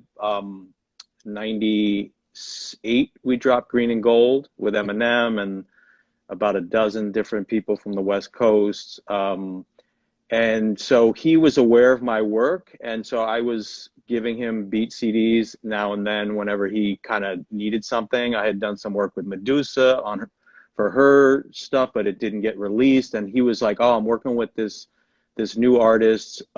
She's making her record right now. I want her to hear some of your stuff." And he had heard that beat and was like, "I need to give this to Mystic." And so I was like, "Go right ahead, let's do it." And it spoke to you. And so one thing I will remember that was really beautiful about you, and that song was that when I came to the studio, I had a clear idea of the arrangement of the music. And when we were recording with Matt Lavella, who's a wonderful engineer, I swear by that guy in terms of trusting him with my music. Yeah. Yeah. You were like, that piece of music right there that you're having only a few times in the song, that needs to happen more. And in my mind, I was like, nah, that's like the chorus music, you know, but, and you were like, nah, I think that needs to happen more. And then I put it in a couple more times. You're like, I think it needs to happen even more. And it was so cool because you're a singer, and I don't even know if you've ever produced, but you made the hook of the music. It needed to happen more often, and it just pulls you right into the song. And so the song is the song because of largely you saying, hey, that thing needs to happen more often. Oh, wow. It's the trip. There's some producers here in 2021 who will tell you that I still do that. And I'm like, that piece right there that you have come in for like 2-4 bars, like, I think that is like, that's a whole verse, or that, you know, like that's it right there. That's the of it. But you have to have somebody who you're creating with, even if there's kind of pushback, but who's open enough to be able to explore that with you. Yeah, totally. Right? Not be like, well, this is mine and I'm not moving it because this is how I designed it. And it's like, but for me, it's often like, well, but no, you created this thing that's really beautiful, and I just hear it differently in terms of what I hear from the music, because I love the music. I'm attached to the music. It moves me in a deep way. Just this part is so beautiful. And that sound, that was part of what felt like the prayer. So when you heard the beat, did you recognize that was like some instrument not from the United States? Tell us more about the, who is this? Thembisa said, Mystic is definitely a producer. Her song goes into every song's execution. But that, I'd like you to talk about the music, because I didn't know anything about, I just knew that it struck me and I felt it. And that's how I was picking music. I like it touched me, and I've talked about it in other episodes. It just in this certain place in my body. And I think that I was learning to move and deal with frequency and sound in a different way in my healing journey. And your piece of art just struck me there. Well, I want to play you guys something, because one of my secret tricks when I started producing was to try to, you know, that old adage of hip hop, like, be original. Yeah. You know, so it's like with me, I was always looking for sounds that I didn't hear other people using. And people were mining like funk and soul and jazz. And I also was mining that too, but I was also looking for sounds. When I was in high school, I had the opportunity to go to Tunisia, Africa. Zinz gave you that record. Did he? Well, here, I wanted to play you a little bit of this record so you can hear this.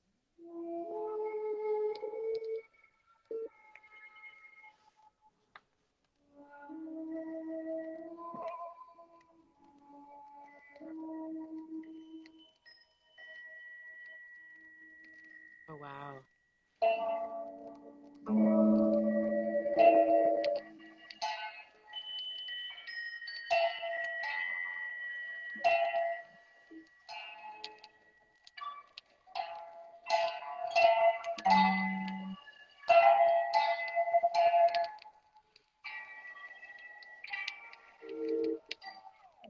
So that's the koto. Meditative sounds. Those are it's Japanese folk music. You know, that's like ancient wood flute, shamisen, and koto, which is a stringed instrument that goes back centuries and centuries. And that wasn't the actual sample, but that was that style of music. And during that era, what I was doing was I was programming a beat and a bass line that I really liked. And I was like, okay, that is working.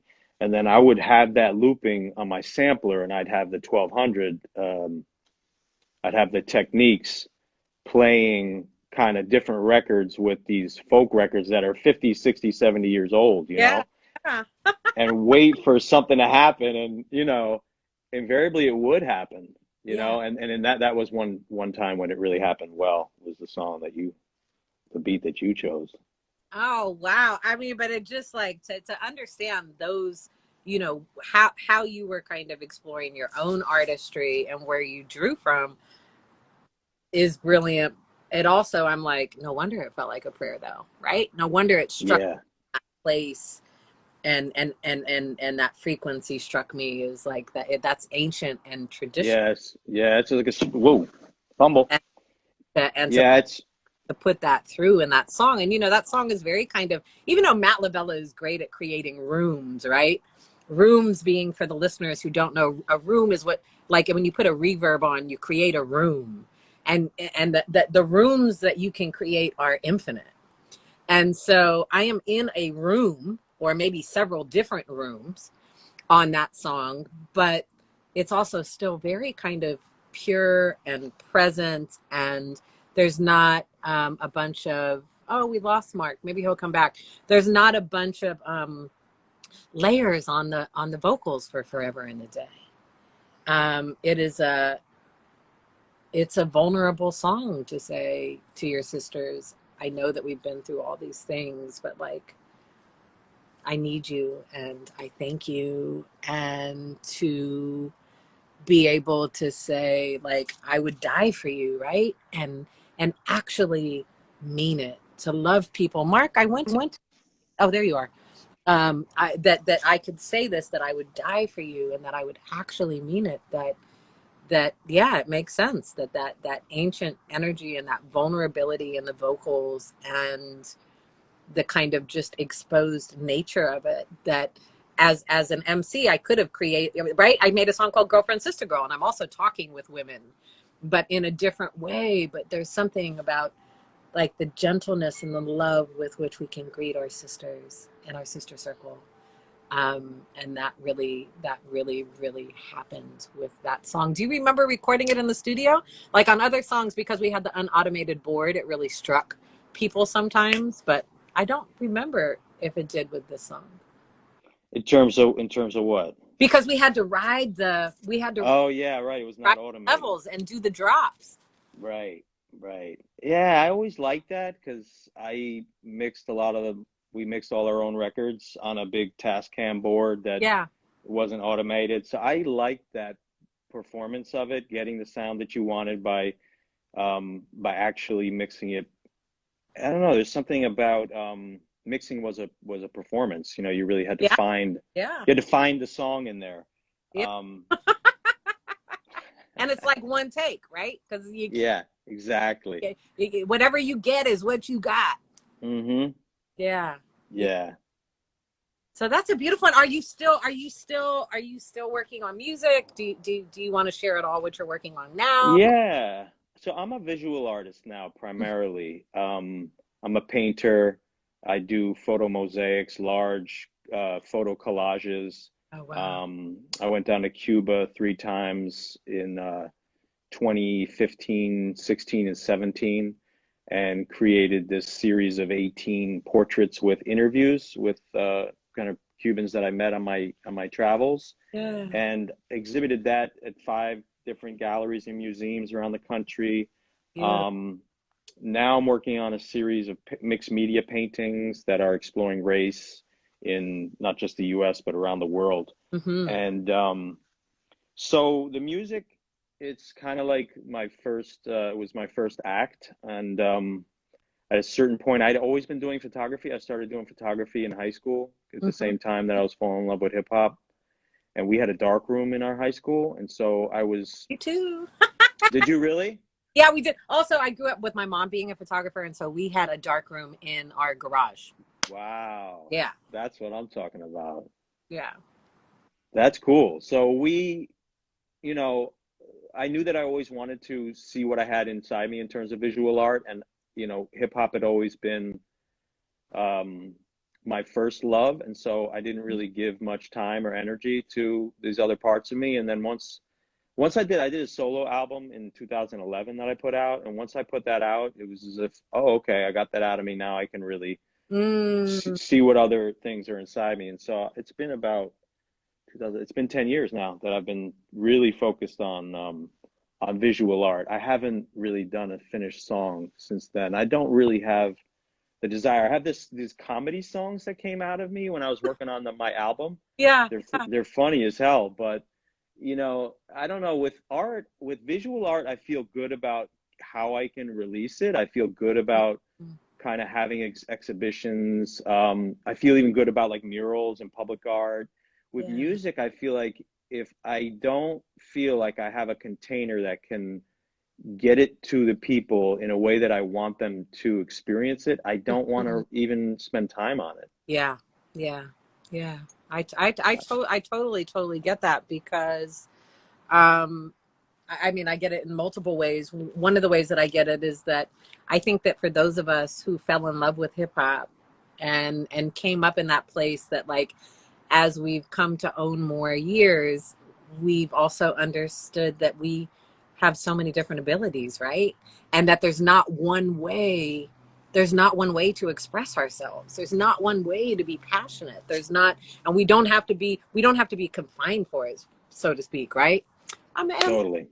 MC, till the death of me, right? And it's like, okay, yeah, I am an MC for the rest of my time in this lifetime on this planet, but I'm a dancer and I'm an educator and I'm a scholar and I fell in love with visual art and doing paper craft in a different way. I love facilitating arts with children in a way that they're able to explore their autonomy and also explore and connect with the world around them and their communities and their power and the brilliance that they carry. And some of those things I believed in because I started working with children a year after I started rhyming at 17, or I started rhyming at 16. I started working with children at 17, but that it really took getting older to really kind of love and honor the different parts and pieces of myself and want to Yeah. say like, it's about how it gets to people, how it's shared, or if it's shared, or the medium in which it's shared. And that I still fiercely believe in like creating to create. It's not Yeah. always for something else. It's Yeah. always Exactly. for public consumption. Yeah. I have a question for you. Yeah. So I remember that when we went into the studio that, and I correct me if I'm wrong, Forever in a Day, was that the first song you did where you sang the whole song that you recorded or no? Which one? The one with you? Yeah, like that you didn't rap in the song. You just did all singing. No. Well, I don't know the order in which they were written and recorded. So that's a different thing, right? But what I do know Right. is that the You Say, I Say song that Walt Licker produced was the first full singing song that I wrote. Oh, cool. Forever and a Day came later, but The Life was the first singing song I wrote. Oh, interesting. So Wow. So the you Forever waited to and a Day song making, came later. so you waited to the making of that record to start singing on your songs. No, the Angel had beat Okay, had you singing. me to sing on Okay, All Right. She had me do, she was like, let's try a harmony here, right? I had no Right. harmonies, literally had no idea about building harmonies. And she taught me through experience. And so she was helping me to develop and kind of open up that door. And I'm not sure that we would have a singing mystic if it wasn't for the Angel. Um, Right. but then there's also this piece that Shock G, that before I was officially a member of Digital Underground, I was already linked in with the family and all of that. But that the first piece of art music that we ever created, and I have no idea why, he would tell this story about he came to see me in this jazz club, and I was with this like jazz hip hop fusion group, and Josh Jones Trio and Shahrazad, I think it was, singing, and I would come on and rhyme, and he would be like, I came and saw you and you had like a cigarette and you had on this hat and you were just so cool and laid back bit, and you would stop and drink your drink and whatever. So maybe his idea of me covering covering Gloomy Sunday Mm, by Billie Holiday, like I I don't know love Billie Holiday. how to do that, right? But we explored it on another episode, but I went over to his house and he played keys and we rhymed and sang all night, and he decided that I was the one to do that. Mm, And I had never done that. wow, that's So cool. I went into the studio, and so he is the first person who ever produced, I think that would be correct, ever produced a full singing song on me. Obviously I didn't Yeah. write it. I was doing a cover, But when you go back and you listen to Gloomy Sunday and his keys and the drums, you know, that are so banging, but that there's also this kind of, I think, beautiful vulnerability in it. But it also, the Gloomy Sunday is a sadness, right? And like, what would the angels think if I thought of joining you, right? Her lover is gone and died, and I'm singing about what if I joined you, right? Like my Wow. Yeah. deepest way. And so I think I connected with the song because I was also still carrying so much pain, right? And Yeah, totally. I could transmit the emotion. I didn't know how to really sing yet, but I could transmit the emotion. But that's part of how it opened. And then Digital Underground is the most rappingest but offstage singingest hip hop group I think you could ever meet. Mm. So that would be my answer to your question. But so no, I had not. It wasn't until Matt, like, giving me a deal and opening up that and giving me the creative control, understanding how important it was for me. Yeah.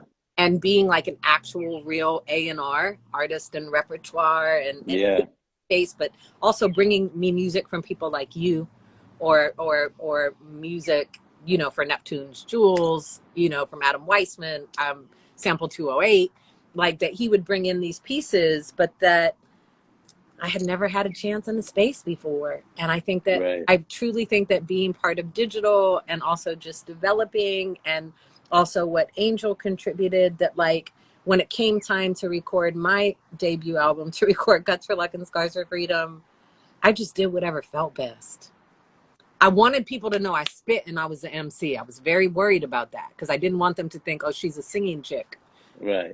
I needed them to know I was an MC, but that Of course. there was just something, rhyming and singing, they feel different. They carry different frequencies and you can say different things through them. And they go well together. I did it. So that's part of the brilliance is I didn't know how to write and record it forever in a day. But you gave me the art, you created the palette that brought that out of me.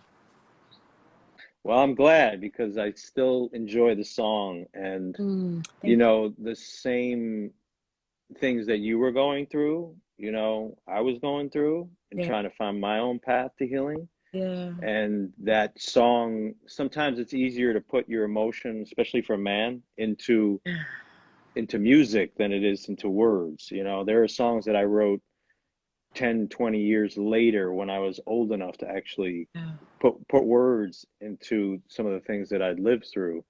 But it's a gift to find artists like you who are willing to be vulnerable that way and just be honest on that deep human, messy, lived level. Yeah, I always say I didn't know how to do it any differently. Yeah. That, right? I didn't. Authentic. I don't know how to do this. I just went and did it. We just went and did it, and we did it together. So right. I thank you so much, and I'm excited that it's that the 20th anniversary, that it's getting released digitally, and that just the music is going to become available to the entire world, because the original release was never released globally. Right. And so now the music will be available to the world, and I hope that some other young people, or particularly for our song, I hope that some other Thembisa is sending me all these pictures. She doesn't understand. She's making noise. You're making sparkly noises in our IG live, but that particularly for our song, that people that a woman who honors her sisters and values sisterhood and understands that it's a journey within ourselves and also with our sisters, hopefully that will be their jam, and that will be that piece of music, that will be their prayer. And I'm with it. The beauty of the 20th anniversary release, and actually like not begging a label to put it out, but owning the masters and being able to make it happen, and the intention behind releasing it and celebrating the 20 years is that yeah, now I can bring it to the people and the intention beyond. And I was so glad when you reached out for this, because you were the only person that I did not, who was a producer on the album, that I didn't have a contact for. Right. Think about reaching out to Zen. I could have reached out to Zen, but I didn't even think about it. So when you reached out, I was like, oh yes, right? Like this Yep. feels, because part of the intention of doing this series was that I didn't want to go do interviews and just talk about the album. I really wanted to reminisce and to learn and to celebrate and explore with all of you who were part of the journey, because I've said before that it's me who's in the video, it's me who's on the stage, it's me who's in the front, but really it's a collective experience. And you know, we all were on that journey together, and so Yep. it's important to bring us all back to the front to recognize that journey and the continuing journey. Totally. And I also want to just thank you because, you know, the time when I got in, when you chose the beat and I was going on to the record, that was like the first time I really got paid. You know, I got $500, I remember, but Yeah. still $500 was, I think, $100 maybe was the most I'd gotten before then. And Yeah. it was in the community with A plus and chops, and it was like, okay, yeah, this is a good thing. This is a blessing. And it felt like a reward for all the kind of faith and hard work. And so just wanted to thank you because you kind of honing your craft and committing to your craft and having something to say kind of blessed me too. So I want to thank you for that.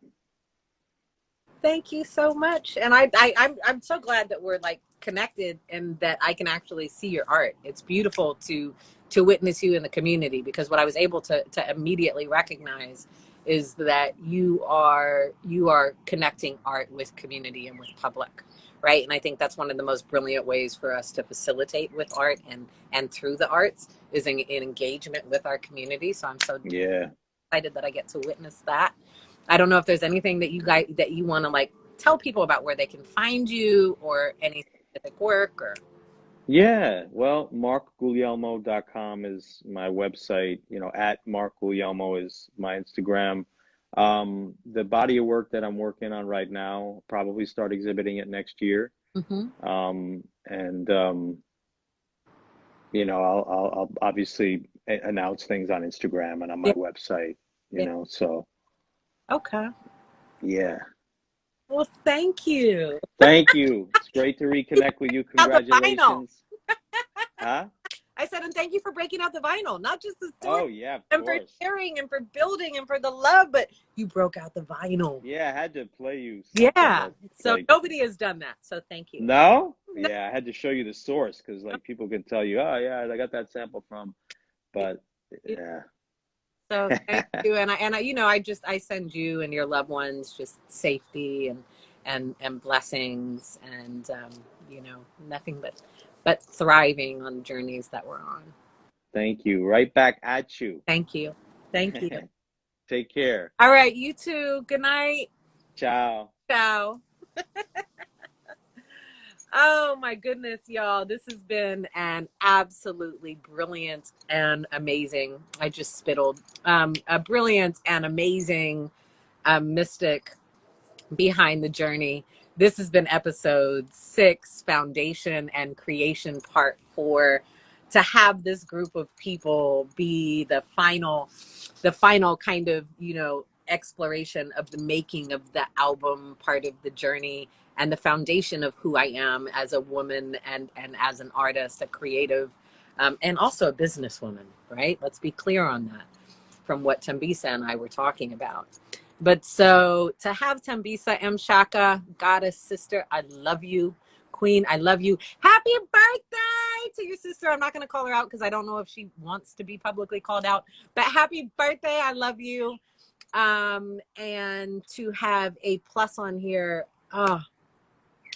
my brother, like, we are probably tied across life. We are together. And just thank you for loving me. Thank you for being a part of my journey in so many ways. And thank you. And I see you, Erica. I love you. And I already told you both to tell your mom that I love her. So just keep telling her I love her. And so yeah, to have a plus on here, to talk about the life, to talk about ownership, to talk about, the creation of pieces, and to have Mark on here, and to talk about forever and a day, and for people to understand. Thembisa was like, well, I didn't know that part of that was for me. Yeah, part of that was for you. That to talk about a song, I mean, I think y'all know that sisterhood is important to me, and that I love women and honor women and uplift women and trust women. And I live that and breathe that, and that's the way I move. But to have, to be able to talk about forever and a day in a way that folks can kind of more deeply understand how I felt, in terms of that feeling like a prayer to me, right? Just like the zone, it felt like a prayer to me to sing it. It still feels like a prayer to sing it. There are certain songs that I've created that feel like prayers to sing, and that is singing feels like a prayer. And so, and yeah, and just to talk about the life, because we still need to remember, I'm going to use this as part of the closing, we still need to remember that, like, it's just the life, right? To talk about Hiero, to talk about digital, because I remind people, if you listen all the way through to the end of the life, I say A+, Hieroglyphics, DU Goddess, right? I claim, and to be able to publicly talk about the fact that Hieroglyphics and Digital Underground are the two crews that I am most been affiliated with, right? Obviously, what I'm a member of, but I am always connected, and you've kind of seen and heard through this series from so many people. Oh, I met you at Plus's house. Oh, I don't know. I think, you know what I mean? Like, it's all kind of connected. So today was beautiful. Oh, and this has been so beautiful and even therapeutic. I can listen to your voice for hours, Hermana.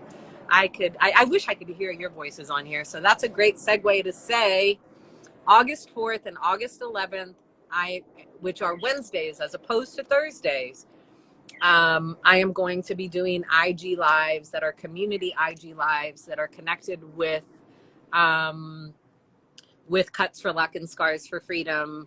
One of those segments will be about my music in connection with healing. And one of those episodes will be about my music and activism. And so if you are interested in being a part of one of those IG lives, because those are not about me bringing all these people from the album on, those are about me bringing you guys on as community for you to share and to hear you and to say thank you and express gratitude.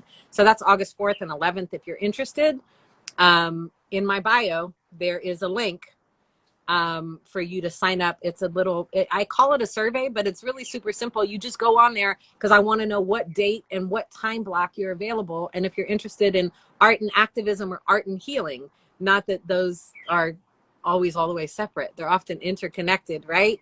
So in order to participate though, you need to fill out that survey. And so I encourage people to do that. So that's coming up. And the last thing I'll say, well, not the last thing, but before I really sign out, I want to say, I'm just waiting for Unsung to contact you about a future episode. Walt Liquor, when you watch this, Walt Liquor has been saying since we put the album out 20 years ago, he's like, wait till they make a Behind the Music about you, right? And I don't know that Unsung or Behind the Music, that's the version of it, would ever do that with me, but that would be a fascinating one. So who knows? Maybe we don't wait for them. Maybe we make it, right? Maybe there's one of you guys is a filmmaker and is interested in working on something like that. Who knows? Like I said, my brother DJ Bonds has made an announcement, I think today, on his IG about his documentary. And so one love to him. But next week there's going to be like 2 IG lives, so don't get confused. There's going to be one on Thursday and there's going to be one on Friday. Friday is the 30th. That is the digital global release of Cuts for Luck and Scars for Freedom to celebrate the 20th anniversary. But so not Wednesday and Thursday, it's Friday. The ones in August are on Wednesday, but next week it's Friday and Thursday. So we'll have a regular Thursday one. There'll be some folks on with me, such as Dana. I'm hoping Motown will jump on here. I'm going to start calling people out on here if I need to. But I'm going to have more people who kind of, and DJ Bonds will be on here, and Walt Liquor will be on here. They'll both be here for the entire time next week.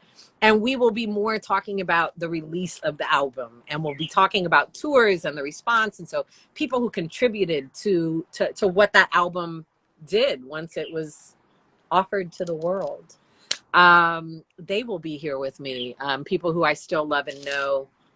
And we will see what those discussions hold. But so we'll talk on Thursday before the album comes out, and then I will just kind of come on, and who knows who will join me.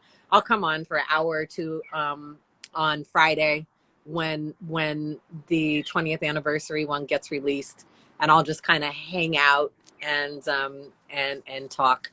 So anyways, that's it. It's almost 7:00. So this has been a long one today, almost 2 hours. I appreciate those of you guys who have stopped in to listen, and I love you. Please take care of yourselves, practice intentional acts of kindness with others. And if this is your first episode of Mystic Behind the Journey that you've been able to watch or listen to, I encourage you to go back to the first 5. But just like, thank you guys for being with me on my journey in the past, my journey right now. And I promise you, there's some exciting things in the future. And so that's all I'm going to say about that. So I love you, and peace out. Be safe, y'all. Go get some food. I appreciate you.